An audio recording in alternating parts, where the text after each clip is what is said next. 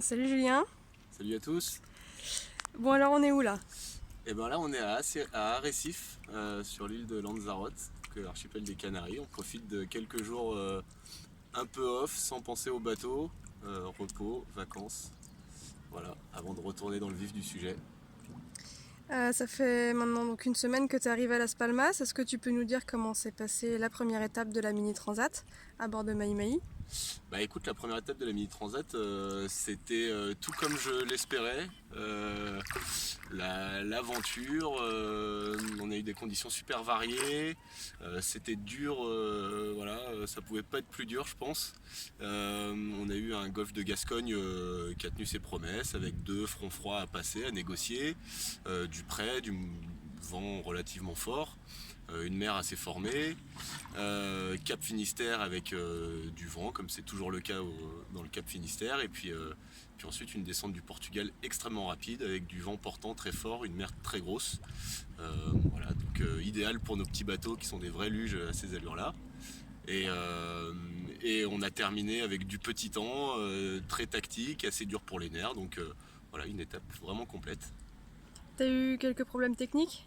Ouais, j'ai eu quelques problèmes techniques. En 8 jours sur des petits bateaux comme ça, on a toujours des petits soucis à gérer. Alors rien de grave. J'ai eu un safran qui s'est desserré, donc ça fallait gérer. C'était vachement important de le gérer rapidement avant le portant fort où les safrans sont très sollicités. Donc voilà, il a fallu bricoler, resserrer les boulons qui tiennent les safrans au bateau. J'ai eu comme une grande partie de la flotte, moi j'ai fait le parti du 100% solaire pour recharger mes batteries, donc je n'ai que des panneaux solaires pour charger. Et le long du Portugal, il y avait très peu d'ensoleillement avec un vent très fort. Et sous SPI, on a des pilotes automatiques qui sont très efficaces mais qui consomment beaucoup d'énergie. Et très rapidement, ça a été compliqué à gérer, la pénurie d'énergie à bord. Et concrètement, ça se traduit par le fait qu'on ne peut plus utiliser le pilote automatique. Et donc, il faut barrer. Et on ne peut plus dormir, on s'alimente très mal, on a quasiment plus le temps de lâcher la barre. Et ça a duré 4 jours. Donc c'était assez dur à négocier. Voilà. Gérer la fatigue. Je savais que c'était dur pour tout le monde. Donc voilà, il suffit d'être un peu meilleur que les autres pour gérer ça. Et le comble, c'est que j'ai une vague qui a cramé mon contrôleur de charge. Donc c'est un petit appareil qui me donne la tension de mes batteries. Et sans cet appareil, je sais plus où j'en suis. Alors déjà que je savais que j'étais vraiment limite en batterie, j'avais plus aucun moyen de savoir exactement où j'en étais. Donc c'était vraiment à l'aveugle, quoi. En tout cas, la course a été très intéressante à suivre à la cartographie, avec beaucoup d'options dont tu as souvent été l'acteur. Peux-tu nous en dire plus? Ouais, je pense que c'était super intéressant à suivre. En tout cas, pour nous sur l'eau, c'était super intéressant comme étape stratégiquement.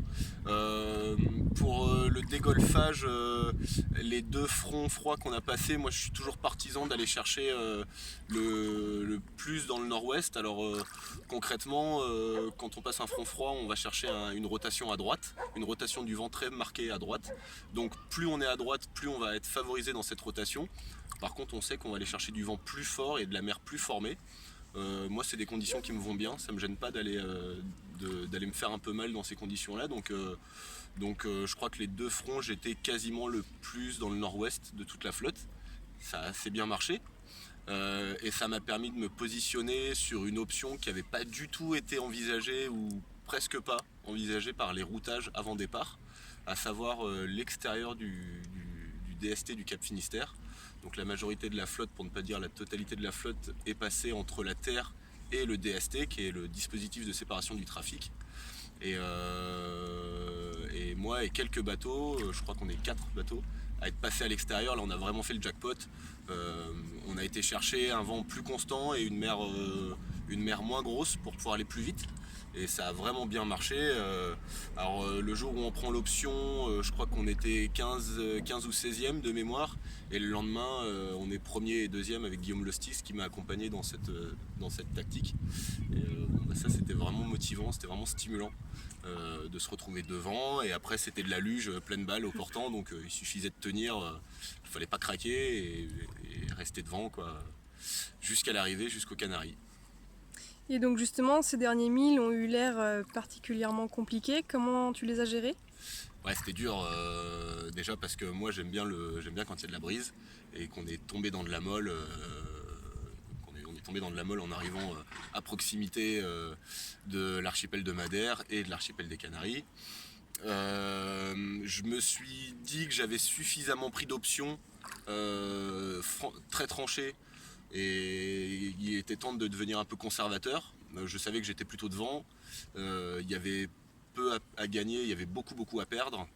Donc j'ai pris le parti de faire la route directe, ou en tout cas la plus directe possible vers l'arrivée.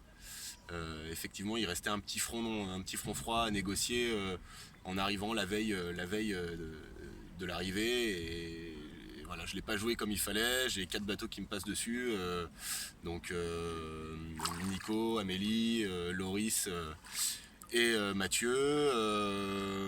Donc c'est sûr que c'était un petit peu la déception.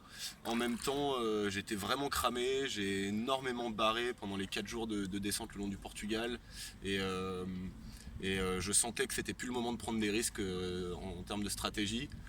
J'avais plus forcément la lucidité pour assumer ces options. Et voilà, mon calcul c'était de ne pas perdre de temps sur cette première étape. Donc en faisant la route directe, on n'est pas sûr de faire des éclats, mais on est sûr de ne pas perdre beaucoup de temps. Et voilà, c'est sûr que pour le mental, c'était un petit peu dur le dernier matin de perdre 4 places, mais finalement, je suis super content. Je suis à 3 heures du premier en bateau de série, et donc l'objectif est rempli. J'ai pas perdu de temps sur cette première étape. Je suis dans le match pour la deuxième, donc voilà, avec le recul, je suis vraiment très content de mon étape. Et donc justement, le départ de la deuxième étape en direction du Marin, c'est dans 10 jours maintenant. Comment comptes-tu l'aborder?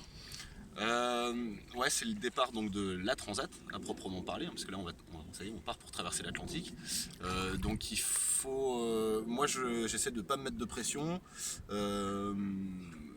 Cette pression justement de la grande course qu'on prépare depuis 2 ans. La première étape m'a prouvé que mon bateau était 100% apte à faire des grandes courses. Moi je suis capable de gérer ce bateau, d'aller vite. La question évidemment c'est est-ce que en termes d'ensoleillement ça va le faire, parce qu'on s'est quand même rendu compte que c'était compliqué à gérer le 100% solaire. Mais voilà, ça fait 2 ans que je navigue comme ça, je vais rien changer. On va garder le bateau dans sa configuration. Donc là maintenant c'est du repos, regarder la météo, pas se mettre la pression. C'est une deuxième course qui commence, faut partir proprement, gérer la fatigue, gérer la vie à bord. Ça va être une bonne quinzaine de jours là, donc ça va être un dossier. Et puis je crois qu'il faut surtout que j'ai à cœur de me faire plaisir sur cette course, parce que en fait pour aller vite il faut se faire plaisir sur l'eau. Voilà, tout simplement. Bon, bah merci Julien et bon courage pour la suite. Ouais, merci à tous, merci de votre soutien et à très bientôt. Rendez-vous le 2 novembre sur la Carto pour les plus assidus. Salut!